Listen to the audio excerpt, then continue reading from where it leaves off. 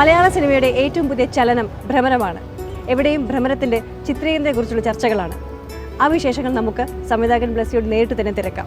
ഇത് തിരുവല്ലയിലെ അദ്ദേഹത്തിൻ്റെ വീട്.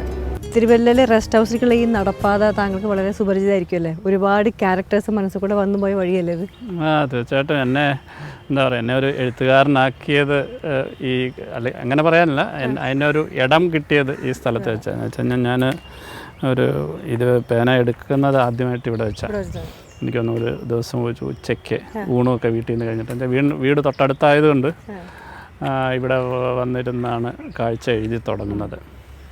ഈ ഭ്രമരം പോലും ഇവിടെയല്ല ഇരുന്ന് എഴുതിയെങ്കിൽ പോലും ഭ്രമരത്തിൻ്റെ ഒരു ആദ്യത്തെ നോട്ട് ഇവിടെ നിന്നാണ് കിട്ടുന്നത്. ഈ ഒരു നൊസ്റ്റാൾജിക് ഒരു സ്ഥലമുണ്ടല്ലോ എല്ലായിടത്തും, എല്ലാ ക്യാരക്ടേഴ്സും ഇവിടെ നിന്നാണ് വന്നതെന്ന് പറഞ്ഞു. അപ്പോൾ പക്ഷേ ഭ്രമരം ഇവിടെ നിന്ന് എഴുതാതെ പിന്നെ ജവഹർലാലിൽ പോയി എഴുതാൻ കാരണം? സ്ഥിരമായി നമ്മളൊരു സ്ഥലത്തെത്തുമ്പോഴത്തേക്ക് ഒരുപാട് ഡിസ്റ്റർബൻസ്, അല്ലെങ്കിൽ ഞാൻ അറിഞ്ഞോ അറിയാതെയും വഴി പോകുന്ന പ്രശ്നങ്ങളിൽ ചാടി വീഴുന്ന ഒരാളാണ്. എന്ന് വെച്ചാൽ ഞാൻ വീട്ടിലെ ആയിട്ടല്ല വേറെ ആടെ ഒരു പ്രശ്നമാണെങ്കിലും ഇമോഷണലി നമ്മളൊരു ബന്ധം ഉണ്ടാക്കും. അപ്പോൾ അങ്ങനെയൊക്കെയുള്ളൊരു ഇതിൽ നിന്നും മാറിയുള്ളൊരു ചിന്തയ്ക്ക് വേണ്ടിയാണ്. ശരിക്കും എന്ന് വെച്ചാൽ ഭ്രമരത്തിൻ്റെ നോട്ട് കിട്ടിയെങ്കിൽ അതൊരു സിനിമയാക്കാൻ പറ്റുന്നൊരു നോട്ടൊന്നും ഉണ്ടായിരുന്നില്ല. എന്ന് വെച്ചാൽ ഒരു ഒറ്റ വരിക്ക് പോലും പൂർണ്ണമാകാത്ത ഒരു ഇതായിരുന്നു. എന്ന് വെച്ചാൽ കുറേ ടെൻഷനായിട്ട് ഒരാൾ സന്ധ്യയ്ക്ക് ഒരു വീട്ടിൽ വന്ന് കയറുന്നു, അയാളുടെ പ്രശ്നങ്ങൾ ആ വീട്ടിലേക്ക് സ്പ്രെഡ് ചെയ്യുന്നു എന്ന് മാത്രമേ ഉള്ളൂ. അപ്പോൾ അയാളെന്താണ്, അയാൾ ആരാണ്, അയാളുടെ പ്രശ്നം എന്താണ്, അയാൾ എങ്ങോട്ടാണ് പോകുന്നതെന്നൊന്നും യാതൊരു ധാരണയില്ലായിരുന്നു. അതൊരുപാട് ആലോചിച്ചു. എനിക്കൊന്ന് ഒരുപാട് നമ്മുടെ സുഹൃത്തുക്കളുടെ ഒക്കെ അത് സംസാരിക്കുകയുണ്ടായി. പക്ഷേ അത് കൃത്യമായി എവിടെ എത്തിയില്ല. പക്ഷെ ഒരു 3-4 ഇവർ റെയിൽവേ സ്റ്റേഷനിലേക്ക് പോകുന്നു എന്നവരെയൊക്കെ ഉള്ളൊരു സീൻ ഓർഡർ മനസ്സിൽ തോന്നിയപ്പോൾ വിചാരിച്ചൊന്ന് എഴുതി നോക്കിയേക്കാം എന്ന് കണ്ട് അങ്ങനെ എഴുതി തുടങ്ങിയതാണ്. ഈ ശിവൻകുട്ടിയുടെ അസ്വസ്ഥത ബ്ലെസ്സിക്കും ഉണ്ടായിരുന്നു ഈ ഒരു പ്രോസസ്സിൽ? തീർച്ചയായിട്ടും. എന്ന് വെച്ച് കഴിഞ്ഞാൽ എനിക്കത് എന്നെ ഇപ്പോഴും അത്ഭുതപ്പെടുത്തുന്നുണ്ട്. എന്ന് വെച്ചാൽ എന്താണെന്നൊന്നും എനിക്കറിയത്തില്ല. എന്ന് വെച്ചാൽ ശിവൻകുട്ടി കല്യാണം കഴിച്ചാണോ, ശിവൻകുട്ടിയുടെ ഫാമിലിയുടെ ഒരു ഡ്രാമയുണ്ടോ എന്നൊന്നും അറിയത്തില്ലായിരുന്നു. പക്ഷേ ഞാൻ ഈ ഒരു അസ്വസ്ഥനായ ഒരാൾ ഒരു സന്ധ്യയ്ക്ക് വീട്ടിൽ വന്ന് കയറുന്നു, അയാളുടെ അസ്വസ്ഥത ആ കുടുംബത്തിനോടൊപ്പം സഞ്ചരിക്കുന്നു എന്ന് പറയുന്ന ഒരു എലമെൻറ്റ് മാത്രമാണ് ഞാൻ ലാലേട്ടൻ്റെ അടുത്ത് ആദ്യം പറയുന്നത്. അപ്പോൾ അത് കേട്ടിട്ട് ലാലേട്ടൻ ചോദിച്ചു, ഇതിൻ്റെ അകത്ത് കഥ എന്താണെന്ന് ചോദിച്ചു.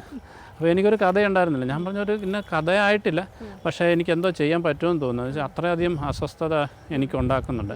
കൽക്കട്ട ന്യൂസ് ഒഴിച്ച് വേണമെങ്കിൽ പറയാം, ഇതിലും കുട്ടി ഒരു പ്രധാനപ്പെട്ട ഫ്രം കാഴ്ച അല്ലെങ്കിൽ തന്മാത്ര, പളുങ്ക്, ഇതിലൊക്കെ. അപ്പോൾ ഈ ശൈശവം അല്ലെങ്കിൽ ഈ നൊസ്റ്റാൾജിക് മെമ്മറീസ് അതെന്തുകൊണ്ടാണ് അങ്ങനെ കുട്ടികൾ എപ്പോഴും ഒരു ഇതിൽ കോൺസെപ്റ്റിൽ വരുന്നത്?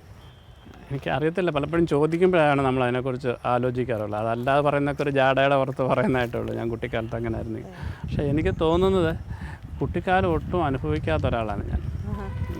കുട്ടിക്കാലത്തിനെക്കുറിച്ച് ഓർക്കുമ്പോൾ ഒരുപാട് വേദനകളും ഒക്കെയാണ്, ദുഃഖങ്ങളും ഒക്കെ മാത്രമേ ഉണ്ടായിരുന്നു. അപ്പോൾ എനിക്കൊന്നും ഞാൻ അറിയാതെ, ഞാൻ അനുഭവിക്കാതെ പോയ ഒരുപാട് കാര്യങ്ങളാവാൻ ചിലപ്പം. അത് ഇതിനു മുമ്പ് എൻ്റെ അച്ഛൻ കഥാപാത്രങ്ങളെക്കുറിച്ച് പലരും ചോദിച്ചിട്ടുണ്ട്. അപ്പം എൻ്റെ അച്ഛൻ എനിക്ക് 3 വയസ്സുള്ളവൻ മരിച്ച. അപ്പം അമ്മയെക്കാട്ടും കൂടുതൽ ഞാൻ എഴുതിയിട്ടുള്ള അച്ഛനെക്കുറിച്ചാണ്.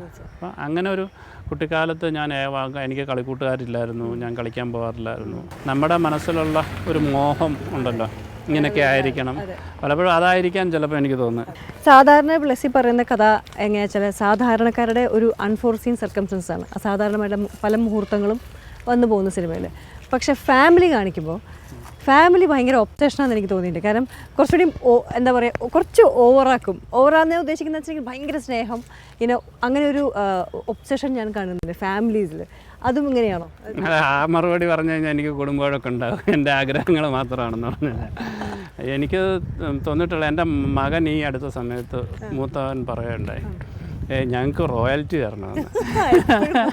എന്ന് വെച്ച് കഴിഞ്ഞാൽ ഈ വീട്ടിലെ എന്തെങ്കിലും കാര്യങ്ങൾ, കഥാപാത്രങ്ങളുണ്ടാവും, അല്ലെങ്കിൽ ആ കഥാപാത്രങ്ങൾ എവിടെയോ സംസാരിക്കുന്നുണ്ടാവും, മക്കളെയോ മിനിയുടെയോ ഒക്കെ എവിടെയെങ്കിലും. അപ്പം അങ്ങനെ രീതി മക്കൾ വരെ പറഞ്ഞു തുടങ്ങിയിട്ടുണ്ട്. ഈ സിനിമയിൽ പോലും സിനിമ ചിന്തിച്ചു തുടങ്ങി, ആദ്യയാൾ വീട്ടിലെത്തുന്നു എന്ന് പറഞ്ഞ് പിന്നെ എങ്ങോട്ടെന്നൊക്കെ പറഞ്ഞുകൊണ്ട് പ്രൊഡ്യൂസറുമായിട്ട് സംസാരിച്ചപ്പോൾ ഞാൻ പറഞ്ഞു, വീടിൻ്റെ കാര്യമാണെങ്കിൽ എനിക്കൊരു പ്രശ്നമില്ല, വീട്ടിൻ്റെ അടുക്കളയുടെ മൂല തൊട്ട് ചൂല് വരെ ഞാൻ ഉപയോഗിക്കുമെന്ന് പറഞ്ഞു. അവിടുന്ന് അങ്ങനെ ആ ഒരു പടത്തിനെ റോഡ് മൂവി കോൺസെപ്റ്റിലേക്ക് മാറുമ്പോൾ ഉണ്ടായിരുന്ന ആ ഒരു ഇതുണ്ടല്ലോ, ആ ഒരു എന്താ പറയുക, ആ ചേസും അല്ലെങ്കിൽ ആ ഒരു ട്രാവൽ ഫ്രം കോയമ്പത്തൂർ ടു ഈ പൊരിച്ചോല, അതെ, അതിൽ ഒരുപാട് നമ്മൾ ഷോർട്ട് കണ്ടാൽ തന്നെ അറിയാം, ഇതുവരെ അങ്ങനെ മലയാള സിനിമ താങ്കൾ ഒരിക്കലും ചെയ്തിട്ടില്ല ഇതുവരെ. അപ്പോൾ ആ ഒരു റിസ്ക് എലിമെൻ്റ് എങ്ങനെയായിരുന്നു എടുത്തത്? ആ സിനിമയുടെ സീനുകൾ ആവശ്യപ്പെടുന്ന ഒരു ഇതാണ് എന്ന് വെച്ചാൽ ഒരു ടെക്നോളജിക്ക് വേണ്ടിയോ അതിൻ്റെ ഒരു ത്രില്ലിന് വേണ്ടിയോ മാത്രം ബോധപൂർവ്വം ഒരുക്കുന്നില്ല. പക്ഷെങ്കിൽ നമ്മളൊരു മുറിക്കുള്ളിലോ ഒരു മൈതാനത്തോ നിന്ന് സീനുകൾ എടുക്കുന്നത് പോലെ തന്നെ എന്ന് വെച്ച് കഴിഞ്ഞാൽ കൂടുതൽ